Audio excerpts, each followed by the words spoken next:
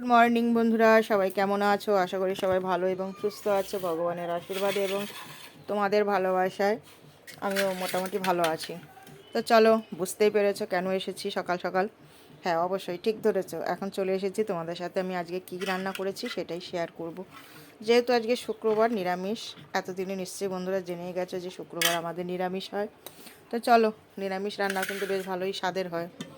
প্রথমে দেখো গরম গরম ভাত আছে, আর এখানে করেছি বেগুন ভাজা, পটল ভাজা করেছি, দেখো মটর ডাল ধনেপাতা দিয়ে ডাটা, আর এদিকে দিয়েছি করলা। উঠছে না কিন্তু, এগুলো কিন্তু করলা ভেজে দিয়েছি। আর করেছি ধোকার তরকারি, আলু দিয়ে ধোকার তরকারি করেছি। তো যাই হোক, দেখলে রেসিপিগুলো কেমন লাগলো অবশ্যই কিন্তু একটু কমেন্ট করে জানাবে। আর যদি ভালো লেগে থাকে আমার এই ভিডিও, অবশ্যই সবাইকে রিকোয়েস্ট করবে একটু শেয়ার করে দিও। তাহলে সবাই সঙ্গে থেকো, পাশে থেকো।